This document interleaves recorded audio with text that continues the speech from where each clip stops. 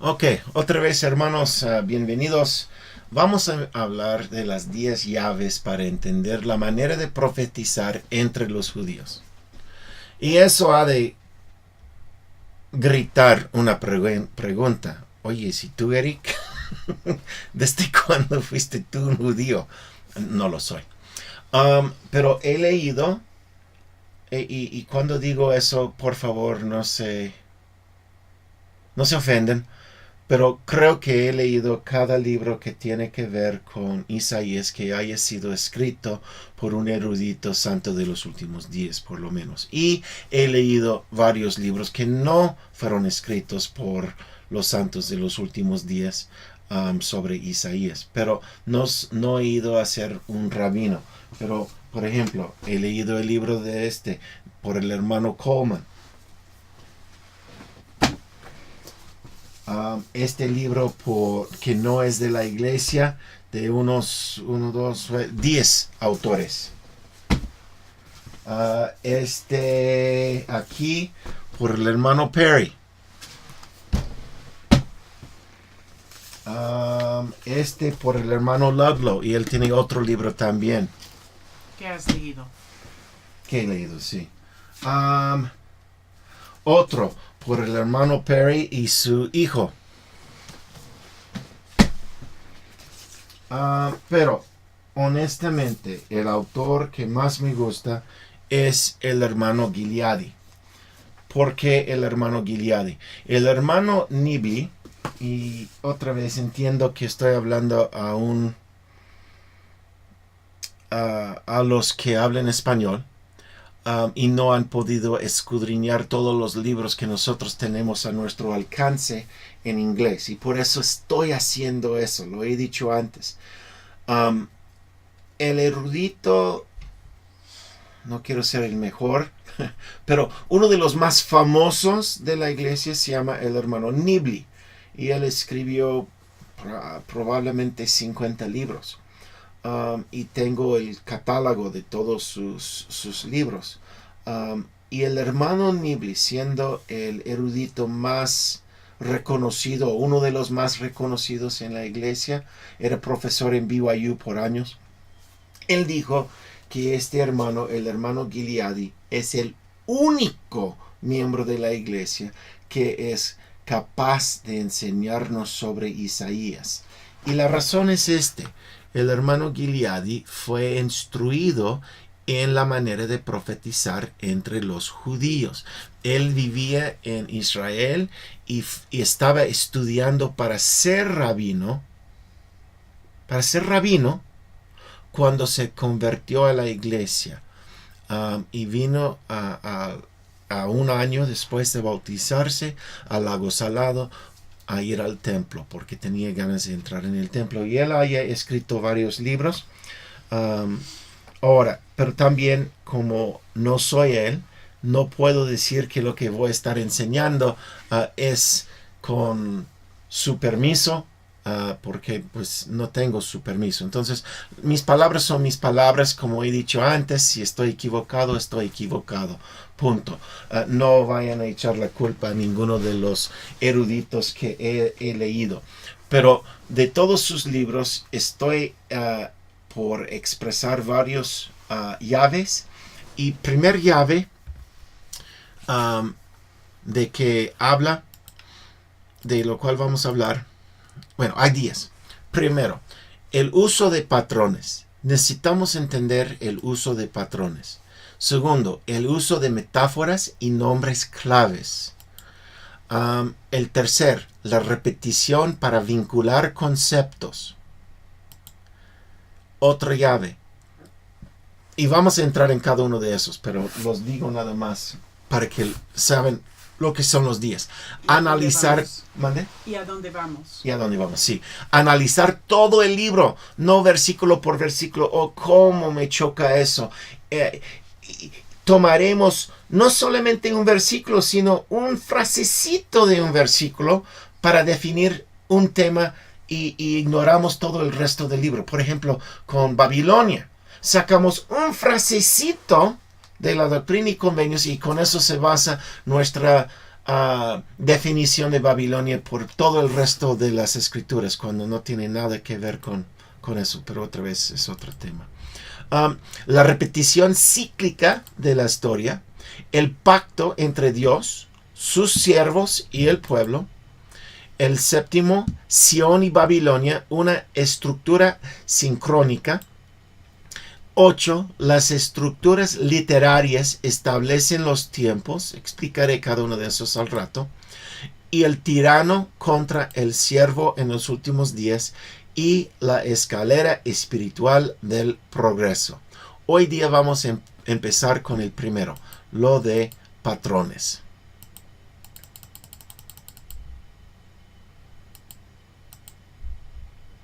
Primer llave. Ahora, en inglés dice la Doctrina y Convenios 52, sección 52, versículo 14. Y además os daré y en español lo han traducido una norma, pero en inglés dice pattern. Os daré un patrón en todas las cosas para que no seáis engañados, porque Satanás anda por la tierra engañando a las naciones. Por eso doy énfasis en que no se puede leer simplemente versículo por versículo o quitar un versículo por versículo y decir ese es el mensaje. Hay que entender los patrones grandes que existen en las escrituras. Ciclo de los hijos escogidos, mi pueblo bajo convenio. Hemos hablado de eso. Diane sabe que me encantan esas fotos del señor Thomas Cole. No es un miembro de la iglesia, es un pintor que expresa en pintura lo que para mí es ese ciclo. Y lo hemos visto en muchas clases de la escuela dominical, donde empezamos con las bendiciones al recibir el Evangelio de Dios y poco a poquito nos ponemos materialistas y orgullosos y Dios tiene que darnos el castigo. Permítanme compartir con ustedes estos escenarios del señor Cole, que es un pintor. El primero es el estado salvaje, el segundo es el estado arcadio, el tercero es la consumación del imperio, el cuarto es la destrucción, el quinto es la desolación y en mi opinión el último es el milenio. Esas son mis palabras, pero eso se llama el ciclo del imperio, The Cycle of Empire. Si quieren buscarlo en el internet, pueden comprar esas fotos de él como lo he hecho yo. Ese es el primero. Me encanta esa foto. Y saqué las palabras de Nefi y he sacado palabras del libro de Mormón para expresar cada una de esas fotos. Otra vez, el señor Cole no es miembro. Esos son mis sentimientos añadiendo las palabras de los nefitas al pensar en el pueblo de Leí cuando llegaron. Nefi dice: y el Señor me habló diciendo, bendito eres tú, y según guardarás mis mandamientos, prosperaréis y seréis conducidos a una tierra de promisión. Sí, a una tierra que yo he preparado para vosotros, una tierra escogida sobre todas las demás.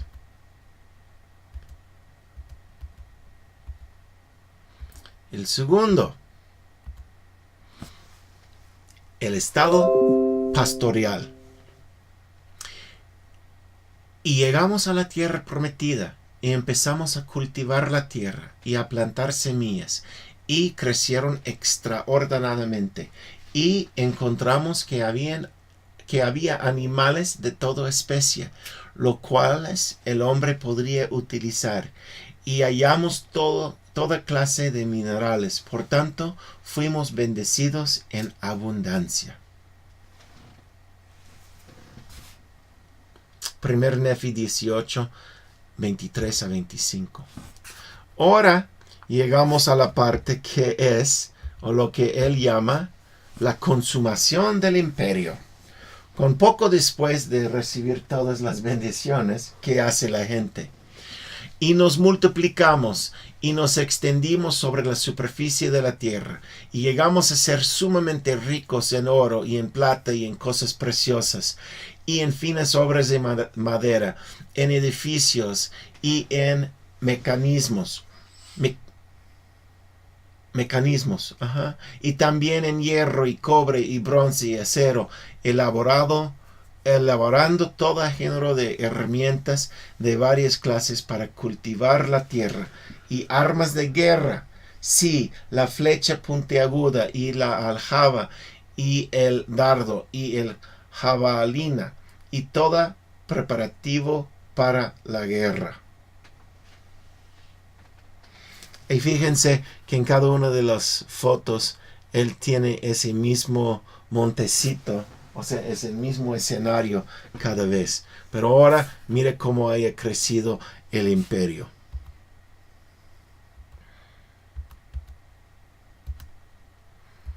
Pero luego, después de construir su imperio, viene la consumación del imperio. En Éter 14 dice: y había jurado en su ira que quienes poseyeran esta tierra de promisión, desde entonces y para siempre, deberían servirlo a él, el verdadero y único Dios. Ya no lo tradupuse. Dios. Y serían serían exterminados cuando cayera sobre ellos la plenitud de su ira. Y tan grande y tan larga había sido la guerra, y tanto había durado aquel cuadro de efusión de sangre y mortandad, que toda la superficie de la tierra se hallaba cubierta de cadáveres, y tan rápida y acelerada la guerra, que no quedaba nadie para sepultar a los hombres. Éter 14, 21 a 22. Muertos. Cuando yo leí eso por primera vez, lo que vino a mí como jovencito en el seminario, pensé, ¿cómo es posible que millones de personas se mataron tan rápido? Pero luego, cuando éramos Marines y estaba haciendo un ejercicio en 29 Palms, era la semana en que estaban los de ¿cómo se llama ese país en África?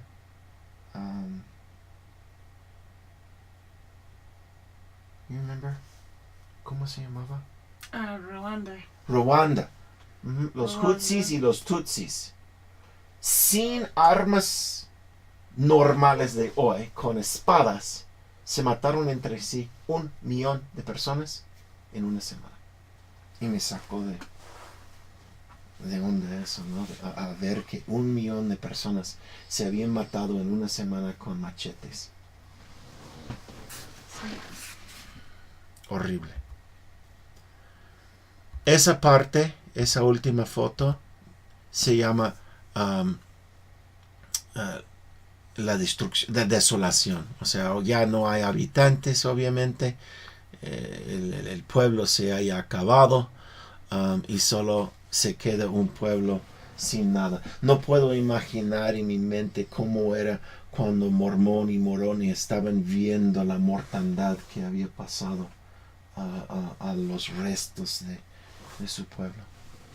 Y cuando hubiera pasado por en medio y derribado a todos los de mi pueblo, mi alma se partió de angustia a causa de los de mi pueblo que habían muerto, y exclamé: oh pueblo bello, ¿cómo pudiste apartaros de las vías del Señor? Oh bello pueblo, ¿cómo pudiste rechazar a ese Jesús que esperaba con los brazos abiertos para recibiros? Pero he aquí, mi dolor no puede hacerlos volver.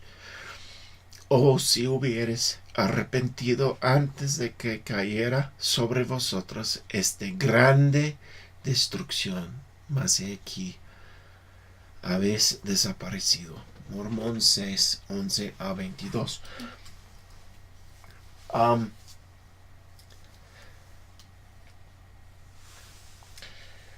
Cuando era simplemente un misionero andando en México. Presentía lo que pasaría al imperio de Babilonia hoy. Y me dio la misma tristeza. Y quería gritar, oh pueblo mío, oh pueblo bello, porque no han aceptado a Jesucristo. Llegaremos a ese tema más al rato.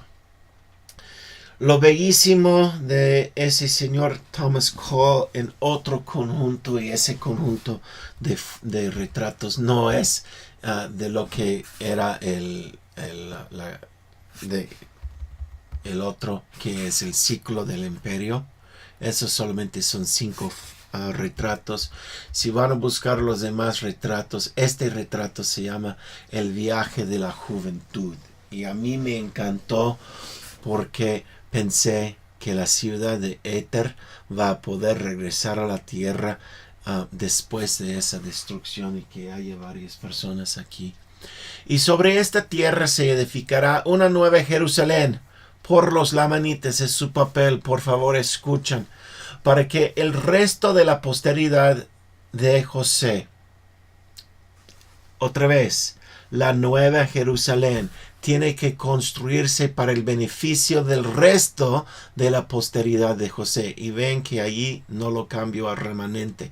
El remanente va a construir la nueva Jerusalén y es para que el resto de la posteridad de José puede ser salvos otra vez temporalmente. De manera que el resto de la casa de José se establecerán sobre esta tierra y será la tierra de su herencia. Otra vez, convenio sin condiciones. Y levantarán una ciudad santa para el Señor, y habrá un ciclo nuevo y una tierra nueva, y será semejantes a los antiguos. Y entonces viene la nueva Jerusalén, y benditos son los que moren en ella, porque son aquellos cuyos vestidos son hechos blancos mediante la sangre del Cordero, y son ellos los que están contados entre el resto de los que de la posteridad de José, que eran de la casa de Israel. Éter 13, versículos 6 a 10. Ok, eso es el patrón del ciclo que hemos hablado. Ahora quisiera entrar otra vez más en las escrituras.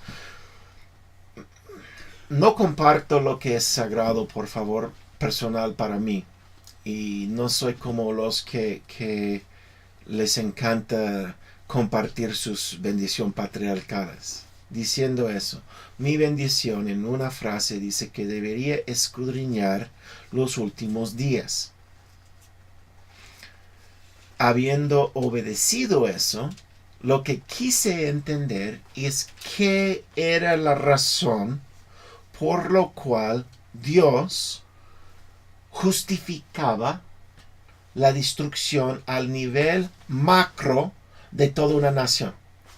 Déjame explicar lo que dije ahí, porque en la escuela dominical, y he hecho la culpa todo a la escuela dominical, pero en la escuela dominical casi nunca hablamos de las razones por lo cual todo un pueblo es destruido. ¿Por qué? Porque minimizamos las cosas a lo individual. Sí. Y al hacer eso decimos, pues yo me bauticé. Tranquilo, todo está bien en Sion. Ese es el sentimiento que salimos. En lugar de decir, hey, habían razones al nivel macro, no a micro, al macro, por lo cual mi pueblo en sí va a merecer la destrucción. Y yo quise entender las razones, porque si, y tal vez soy loco, pero mi manera de pensar, si yo fuera un extraterrestre, y ahora van a decir que está loco ese hermano, pero si yo fuera un extraterrestre y viniese a este planeta y entrara un domingo en una clase normal de la escuela dominical, ¿qué va a estar pensando este extraterrestre sobre las enseñanzas de la tierra que haya encontrado? Y si hoy día entrara en una clase de la escuela dominical, yo diría que ese es el pecado principal por lo cual nos hablan, porque otra vez es un pecado por lo cual rompemos individualmente. Y si hay hombres y mujeres entre nosotros que rompen sus convenios matrimoniales, etcétera, la pornografía es un problema, un gran problema. Pero habiendo dicho eso, la pornografía no era la razón por la cual la gente en el tiempo de Noé fueron destruidos por el diluvio.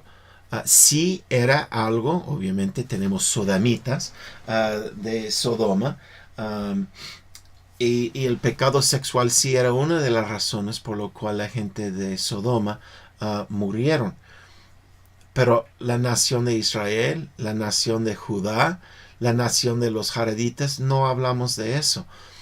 Pero hay una cosa que se encuentra al nivel macro, que cada vez que un pueblo de Dios haya sido destruido, y eso es derramar sangre inocente.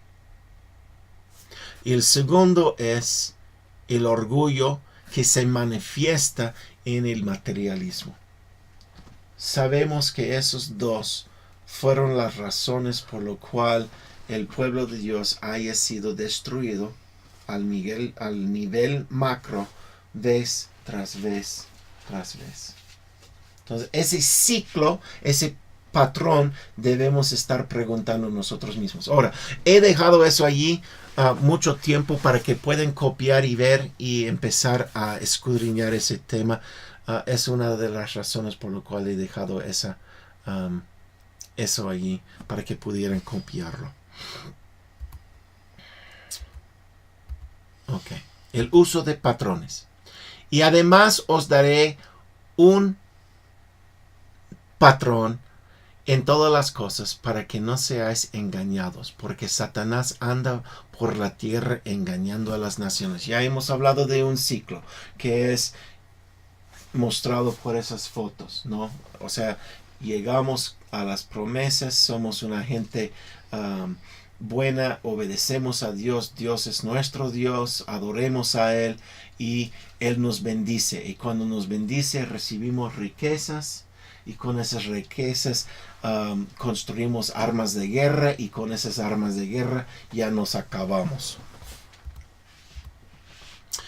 Los eruditos clasifican dos tipos de profecía.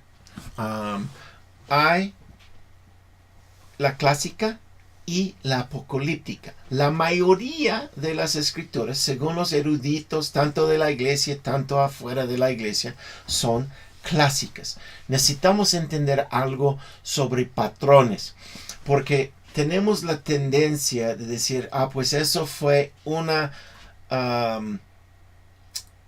eso es un profeta hablando clásicamente, que quiere decir que la clásica, el profeta está hablando a su pueblo en su época. Lo que vamos a ver es que ambas hablan sobre lo mismo, y el patrón de la clásica y el patrón de la apocalíptica son iguales. Pero la clásica, el profeta habla a su propio pueblo. Por ejemplo, Enoc y Noé hablaron al pueblo antes del diluvio diciendo, si no se arrepienten, va a haber una destrucción entera del pueblo, y llegó. Y muy pocos se salvaron en el arca por un éxodo, y esa vez por el mar. Ya entendemos eso. Isaías advierte a la nación de Israel, la nación al norte, de que si siguen derramando sangre inocente a los hombres, eso se ve en capítulos 1, 2 y 5, esos específicamente hablando a los hombres, y el materialismo a las mujeres, y eso es capítulo 3, de que el imperio del rey de Asiria vendría con dos opciones, muerte o cautiverio. Y también, como hemos visto, 7,000 familias escaparon a la nación de Judá de esa destrucción en un éxodo a Judá. Jeremías y Ezequiel, ellos otra vez advierten a la nación de Judá de que si siguen derramando sangre inocente y su materialismo, de que el imperio de Babilonia vendría con dos opciones, otra vez muerte o cautiverio, y su familia se escapan de la destrucción.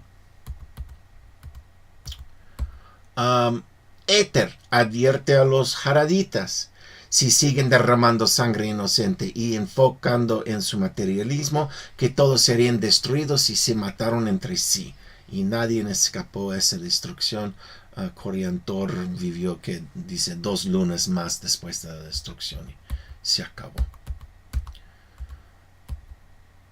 Abinadí, Alma, Amulek, Mormón y Moroni advierten en diferentes épocas de la historia nefita de que si no dejan de gozar del derramamiento de sangre y enfocarse en el materialismo, de que los lamanitas vendrían a destruirlos.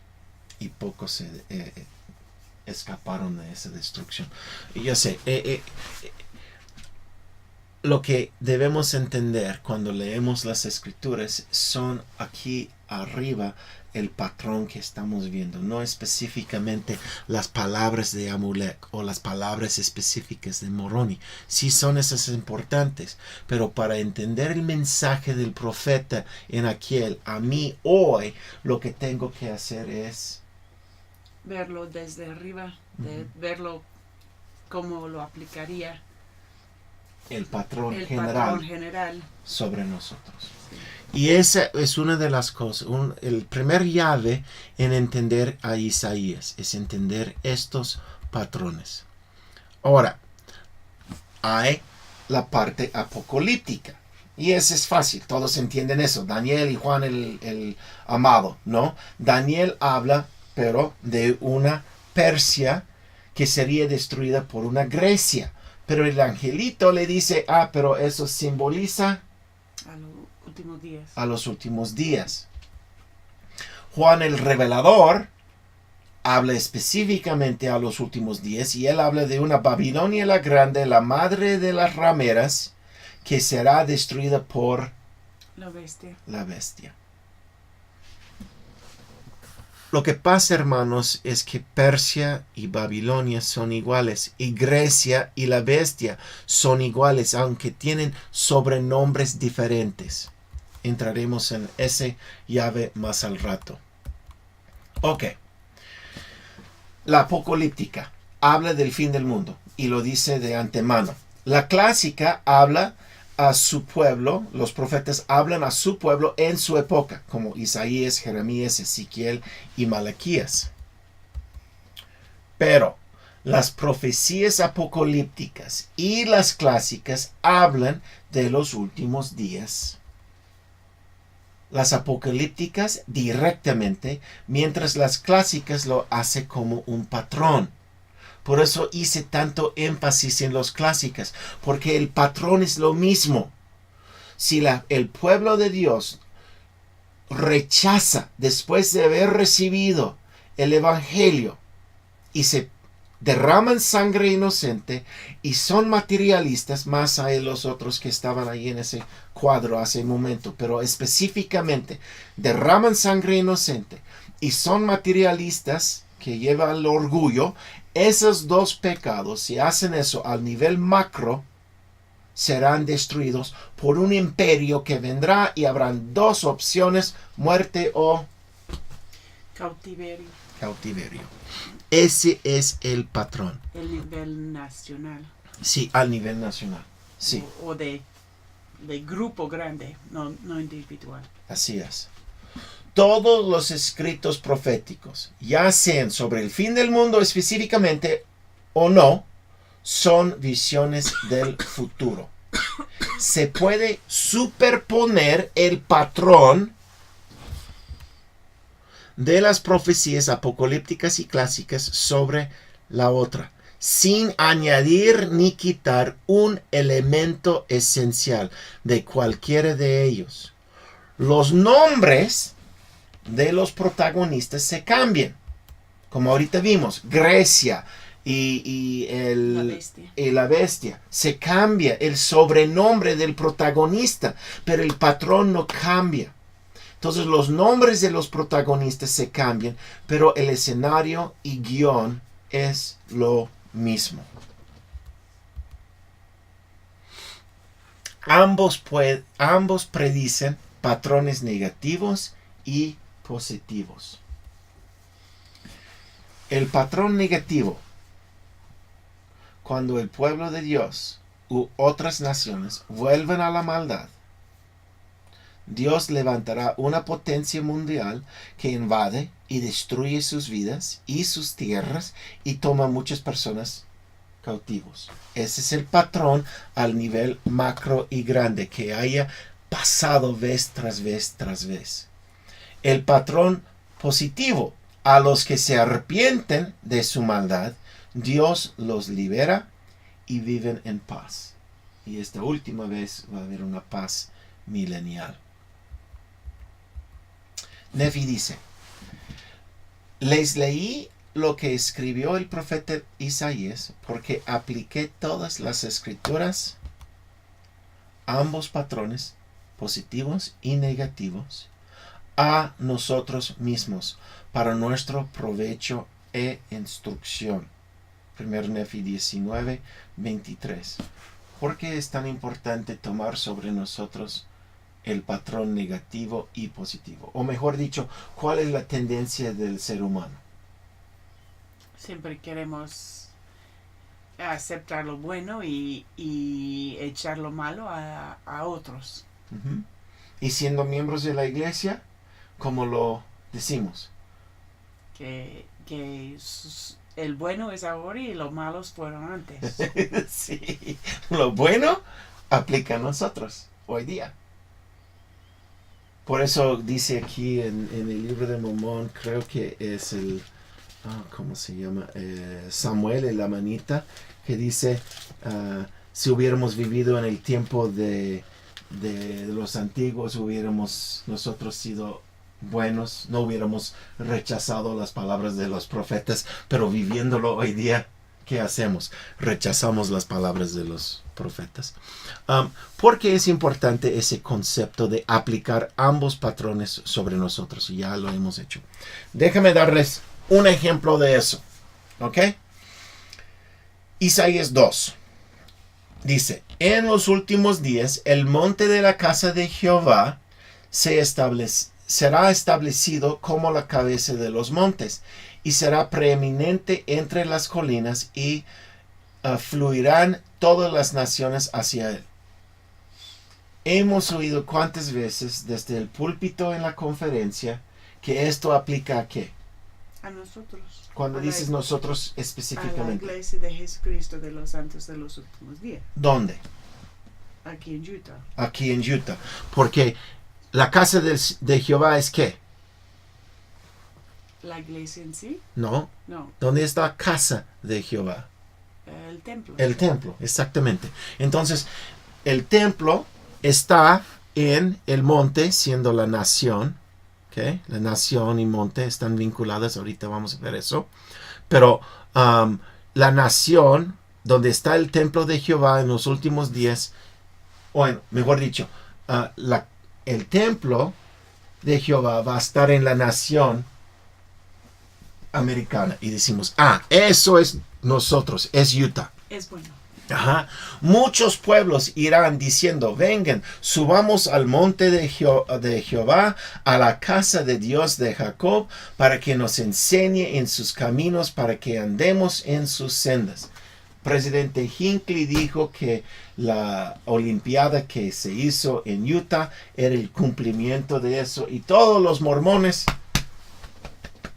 nos tocamos aquí en la espalda diciendo, ajá, ¿ves? Aún Isaías vio a los mormones en Utah en los últimos días. Y nos encanta poner ese patrón o esa escritura sobre nosotros. ¿Por qué? ¿Es positivo o negativo? Positivo. Es positivo. Luego, esa parte habla del milenio. Dice, Él juzgará entre las naciones y arbitrará por muchos pueblos. Convertirán sus espadas en rejas de arados y sus lanzas en hoces. Nación no levantará la espada contra nación, ni tampoco se adiestrarán más para la guerra. Eso es otra vez hablando del milenio. Oh casa de Jacob, ven y sigamos a la luz de Jehová. Nos encanta esa parte del libro de Isaías porque hemos tomado eso como una prueba de que Dios, por medio de Isaías, vio nuestros tiempos. Y nos encanta levantar ese parte positivo y ponerlo sobre nosotros. Pero, y no de echarlos, pero estos, Ludlow, Perry, Ridges, Coleman, cada uno de ellos dicen lo siguiente adentro de sus libros. Ahora, y estoy citando, ahora Isaías regresa a su propio pueblo en su propia época.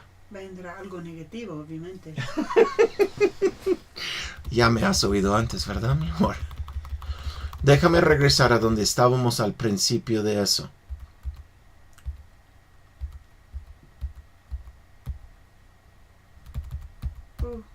Me has confundido. Ya, perdón. En los últimos días, ¿cómo empezó esa profecía Isaías? Hablando de nuestro tiempo, Ok. de su época. Pero apenas dije que Isaías era un profeta clásica, que hablaba... Sí. Ok, esto en los 65 capítulos que tiene Isaías es la única vez donde Isaías dice, hey, ya no estoy hablando específicamente en mi patrón, a mi pueblo, sino específicamente en los últimos días. Por eso hago énfasis ahí. Porque aunque es considerado por los eruditos un profeta clásica, aquí es muy clara, está hablando apocalípticamente.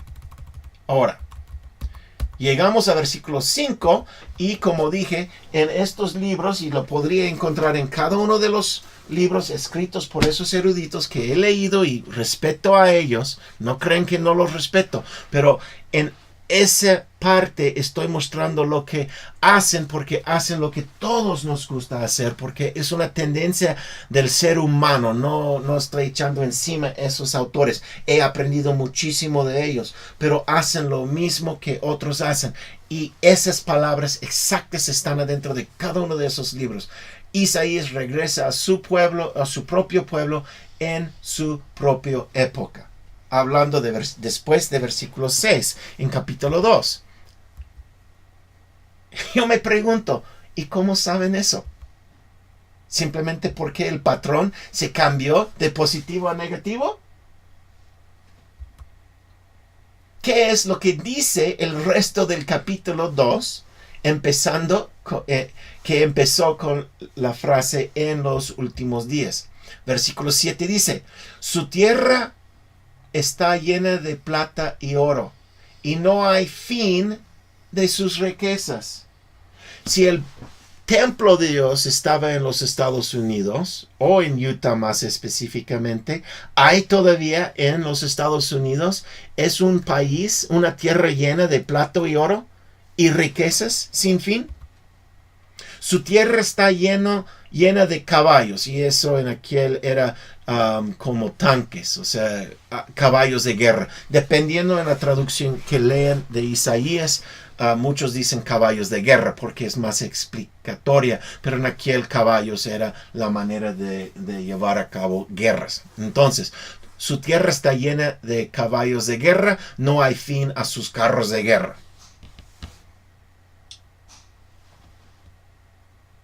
¿Ejemplifica nuestro pueblo, mi amor? Sí, lástima, pero sí. Su país está lleno de ídolos. Ellos adoran las obras de sus manos. o que han hecho con sus propios dedos. Ok, eso no es parte de esta clase en sí, pero voy a darles otra llave. Cuando Isaías nos define un tema, en este caso idolatría, él define lo que es adorar las obras de nuestras manos, lo que está hecho por nuestros propios dedos. Y de allí en adelante, en todo el libro de Isaías, no se puede cambiar la definición. ¿Están conmigo? Cuando él dice que la idolatría es la obra de nuestras manos, las cosas hechas por nuestros dedos, tenemos que entenderlo. No podemos decir, pues, aunque esos ídolos en la Iglesia Católica que vemos son hechas de las manos, tenemos y luego ignoramos nuestros carros, nuestras casas, nuestras bicis, todos mis juguetes, mis arcos, todos mis juguetes, soy culpable. Pero idolatría es adorar las cosas hechas por nuestras propias manos. Pero, otra vez, regresando al patrón, al nivel macro, ¿se puede encajar los Estados Unidos? Sí. ¿Todavía? Pero la razón por la cual esos eruditos de la iglesia no quieren es porque, ¿qué es el patrón? Ahorita lo vimos. Reciben el evangelio, construyen el templo, adoran en el templo, el mundo viene a verlo, pero ¿qué hacen? Con su plata y su oro, su riqueza, construyen caballos de guerra y construyen carros de guerra y lo adoren. ¿A poco cada arma no es hecho? Cada carro de guerra es hecho por las manos de hombre. Hay un discurso hecho por el profeta Kimball en 1976, poco después de que se terminó la guerra de Vietnam, y en el aniversario 200 de los Estados Unidos, que se llama Los dioses falsos, de lo cual adoremos. No entraremos en esa clase hoy, pero si quieren hacerlo aparte, sería bien. Vean lo que son, según el profeta Kimball, los ídolos de lo cual nosotros adoremos, y ese es uno de ellos, la guerra.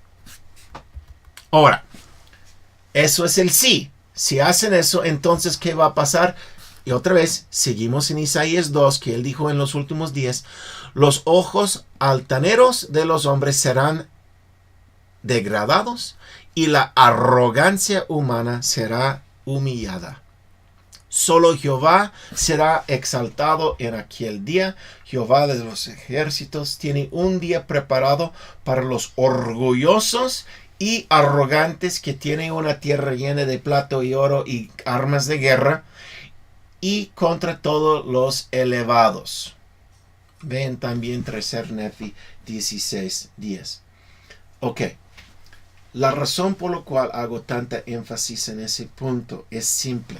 Aún los eruditos más aceptados por nuestra iglesia siguen ese patrón de no dejar poner sobre sí lo negativo de las profecías clásicas. Pero hermanos, si vamos a entender a Isaías, tenemos que aceptar no solamente el patrón cuando sea positiva sobre los hijos de la casa de Israel cuando han recibido el evangelio, pero también el opuesto, y tenemos que aceptar o levantar el espejo. Eso es lo que yo digo en mis clases de escuela dominical cuando yo soy el maestro. Hay que levantar el espejo y ser honestos con nosotros. No podamos solo decir, pues lo bueno es mío y lo malo pertenece a la casa de Israel, inicuo en aquel entonces, pero yo no haría lo mismo. ¿Un comentario? Que no es individual, estamos mirando al nivel macro. Así es. Sí, bueno, se hacen también al nivel individual. Se puede. Yo tengo mi arco, ahí está dentro de esa foto, ¿no? O sea, y adoro mis cositas. Y soy parte de ese materialismo, entiendo. Pero al nivel de adorar y poner nuestra fe en las armas de guerra, tenemos que aceptar el negativo también al nivel individual y macro. macro. Pero macro, como estabas diciendo, y perdón por interrumpirte, es la razón por la cual se destruye una nación entera. Así es. Y los Estados Unidos, que es 5% de la población mundial y que consume 65% de las cosas materiales. Ok. Y encontré todos los elevados para que puedan ser abatidos y rebajados. Yo diría que estos hermanos tuvieron que cambiar y regresar, entre comillas, ahora Isaías regresa a su tiempo y su pueblo. Tenían que aclarar eso cuando hablaron primero del país lleno de plata y oro y de carros de guerra. ¿Por qué? Porque dice, si hacen eso, entonces van a ser destruidos. Y aún esos eruditos del sistema educativo no quieren aceptar la profecía que viene, que dice que vamos a ser abatidos y rebajados al nivel macro a este país. Entonces tienen que otra vez moverlo de donde debe estar. Alejarse de ese. Alejarse. Por eso lo cambian. En mi opinión, no puedo comprobarlo, no he hablado con uno de ellos cara a cara, pero he escudriñado cada uno de sus libros y cuando llegan y dicen esas cosas, digo, ay. Tenemos que aceptar ese patrón. Disculpe por hablar tanto sobre ese punto, pero si no entendemos eso, las escrituras de Isaías nos muestran que no podamos apartar patrones negativos de las profecías clásicas solamente al pasado, donde, entre comillas, debe estar, sobre aquellos inicuos israelitas en aquel entonces, mientras colocamos justamente sobre nosotros hoy todos los patrones positivos. ¿Por qué? Obviamente los patrones positivos sí tienen referencia a nosotros, los buenos israelitas de hoy. Esa es nuestra manera como seres humanos, no simplemente como dije, no estoy echando simplemente a esos hermanos, es fácil mostrarlo ahí, pero no estoy echando a ellos, todos hacemos esto. El Amán 13, 21, 23.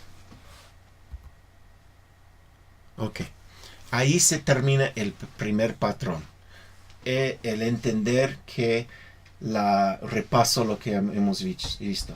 El patrón, los patrones, tanto en las profecías clásicas y en las profecías específicamente apocalípticas, tenemos que aplicarnos a nosotros mismos, tanto el lado positivo y el lado negativo. Si no, nunca vamos a entender las profecías de Isaías. Voy a parar allí. Ahí está el primer llave.